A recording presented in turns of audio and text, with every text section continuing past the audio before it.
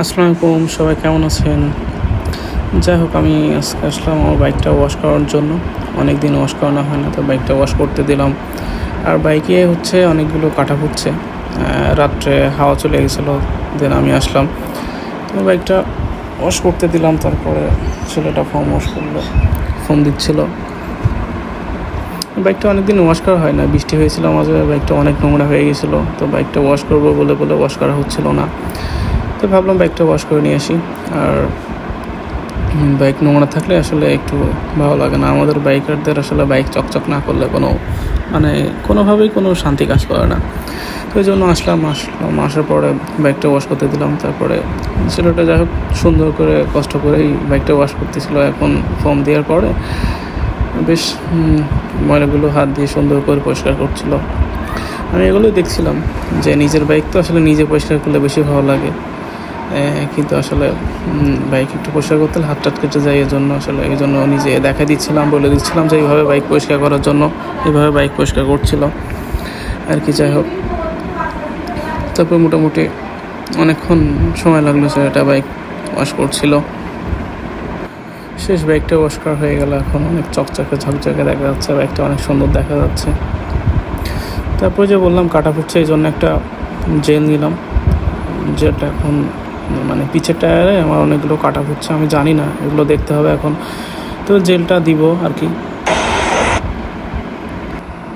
তো পিছনের চাকার হাওয়াটা বের করে তারপরে জেল দেওয়া শুরু করলো। জেল দিল, জেলটা সম্পূর্ণ দিচ্ছে আর কি। দেওয়ার পরে কাটা বের করবে। একটা জিনিস বুঝি না, আমার সাথেই এমন হয় কি না। একটা তার ঢুকছিল, আরও 2টা কাটা ফুটছিল, মেবি 2টা কাটা ছিল, সেইগুলো বের করতেছে। নতুন বাইক কিনছি, তারপরে যে এতগুলো কাটা ফুটছে আমি জানি না। ওইভাবেই বাইক চালাই, হাওয়া অনেক কম বেরোয়। যখন একটু কম হতো তখন আমি হাওয়া দিয়ে নিয়ে চালাইতাম। ওইভাবে আসলে খেয়াল করা হয়নি। তো কালকে একটু বেশি মনে হচ্ছিলো যে বাইকে কোনো হাওয়াই নাই, বুঝতে পারছিলাম। তো পরে আসার সময় হাওয়া দিয়ে নিয়ে আসছিলাম। তো এখন তো ওই জন্য রাত ছিল, তো ওই জন্য ভাবলাম পরের দিন সকালে গিয়ে যে কাটাগুলো বের করবো আর একটা জেল দিয়ে দেবো। তো ওইটা করলাম। তো এই কাটাগুলো এখন বের করছিল, কাটা বেরই হচ্ছিল না, বড় বড় কাটা আর কি। শেষ বের করলো। বের করার পর সব কাটাগুলো বের করা হয়ে গেল। এখন বাইকে হাওয়া দিচ্ছে। বাইকে একদমই হাওয়া নাই, সব তো বের করে ফেলছিল। যাই হোক, এখন বাইকে হাওয়া দিচ্ছে, হাওয়া দেওয়া হচ্ছে